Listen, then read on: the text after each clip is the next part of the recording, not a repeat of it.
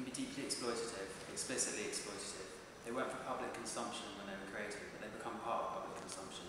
They've leaked out, got into the wrong hands, become abused and become the abusers. I think a lot of people are exploited. I've seen a lot of people be exploited frequently. Look at women, or in fact look at men. Increasingly they're shot, objectified, their lives precarious and their deaths become profits, figures, measures of success I suppose. There's a very superficial view of what a man or a woman should be. It's very damaging to contemporary culture. I know a lot of people who I would consider intelligent who enjoy it. Even I'm complicit in it. I'm getting some enjoyment from it. I suppose there are some people who appreciate it on an aesthetic level. That's horrendous, people mangled in a horrible way or blown up. I never feel comfortable about that. That's taking advantage. I suppose if there's a commercial aspect to it and you're getting paid quite a lot of money, well, I feel uncomfortable about that too. There's that colonial aspect to it, but it is a job.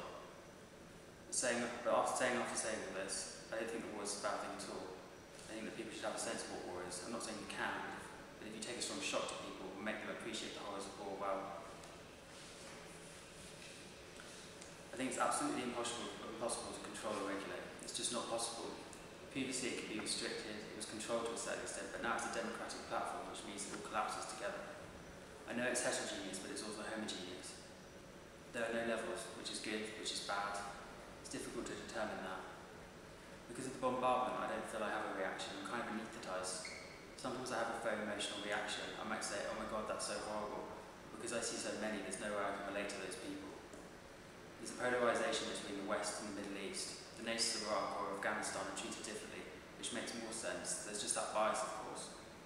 It's quite noticeable, that difference. I just don't think there's that much of an emotional reaction there. I mean, you form attachments to people through their life stories. When you don't get the backstory, they're victims, and there's no depth to them. It reminds me that I'm part of a collective humanity that perpetrates such evil, and that really worries me. It worries me that it happens in certain places and that it can happen again. It didn't happen that long ago, that really scares me. It reminds me of a greater human evil. I didn't really care, but since I got older I do, and since I live away from home for my family I really care. I don't think anything is truly democratic. It depends on your ability, it's a skill level, but nothing is ever truly democratic. I'm interested in history and I'm interested in humanity. It's actually very voyeuristic. Who you shoot has no role in that process. Occasionally there's a degree of permission, which is really interesting. It's about having a relationship with those people without really getting to know them, living vicariously through another. There's so much going on, it's not like it used to be. There's always a very interesting juxtaposition. It's really random, you have violence and then a commodity. It's strange that mix of violence and commerce. It reminds you it's a business and subject to market forces, so you have to be very critical of everything that is in there. I don't think right or wrong has anything to do with it in capitalism. I don't see how death could be any different to naked ladies. If there's not a law against it, what can you do? You can say it's wrong or right as much as you want, but if it's not illegal, people will do it. I don't feel inundated, but my reactions imply that I am, and it's incredibly naive to say something categorically straightforward. Technology is an inherently morally neutral thing. It's a case-by-case evaluation. Obviously not all the time, it's a moment, all about contextualisation. It doesn't matter if access is democratic, equally democratic. That doesn't matter. What matters is the access to the narrative. In cultural discourse, there are always margins, there's always the dispossessed, there's always the dominant. The dominant don't decide what's said, the marginal will have to say. By definition, the dominant decides what the dominant believe, so I think it's democratic. That isn't to say it's unfair.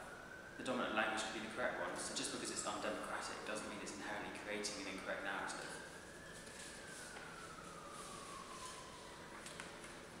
I don't know how I'd say it was democratic. When you do, everything is put on the same plane. Something mundane, really important historic act, they become the same thing. You can't trust them, but everyone does. Now you really can't. You can manipulate them so much. As much as people argue against trust, I don't think there's as much distrust as there should be. Your immediate response is never critical, it's emotional. It's all about the context and it can be easily changed and manipulated. I can't experience certain things directly when I'm out there, so it's a strange experience. The more I think about it, the weirder it is. There's obviously a lot and they're everywhere, but it's not oppressive. You look out and look for them, and they're everywhere, but it doesn't feel like an attack. That's bringing the war home. Now you see everything. It's within war. It's not removed from it. I just think it's synonymous. I don't know if you can change that now. I think that a lot emotionally affects me. The difficult thing is sustaining that. You do get, and I don't want to say standard, but a type of atrocity that you see all the time.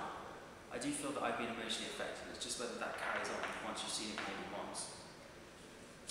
Initially you see it as an abstract group of shapes. As soon as you realise it is a dead body, you have some sort of knee-jerk reaction, a gut response. You realise this was once a life and is no longer a life. There's some who've made a career out of exploiting their subjects. For me, it's very spur of the moment. I'll just pick it up as if it's an extension of myself. Other times it is an artificial means. You're holding it, framing it, thinking about the angle of the shot. You could say it's democratic. Well, it's democratic to a level. Not everyone has access to the equipment. It's democratic.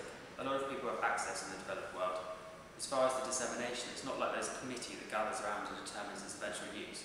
It's dictatorial, in that once you've done it, you can have the power to do it as you see fit. You can pose yourself upon it. We're playing an informative role, providing information to those who wouldn't have the same access. People are paid to save lives. I don't see a problem with what we're doing. You can't trust them. The way it is presented means you can exploit it. It's a social thing to look at something unknown. I'm not sure how much I look at the political because it is politicised. I don't tend to dwell too much. If you expose yourself to the places where they are then going to be inundated, go outside of cities. The more that you get into generic parts, not the city centre, if you move to the outskirts, the countryside, then you're not going to be attacked. I'm fairly capable of analysing and interpreting if need be. I'm sceptical enough not to take things in face value.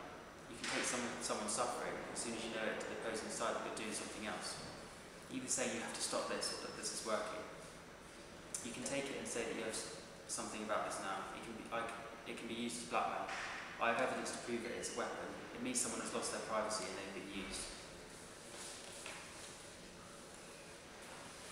Are we bombarded? Is it possible to escape? Well, so long as you have your sight, you can't really escape, at least in Western society.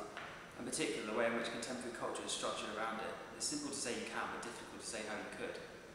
I'm often shocked, inevitably, but I can imagine that there's inevitably an element of desensitisation due to the constant exposure. Exposure to anything eventual deadens your response. The success of films mirroring wartime violence has led to an uncomfortable merging of the reality and fiction of both. The success of both and the proximity visually has created a weird limbo.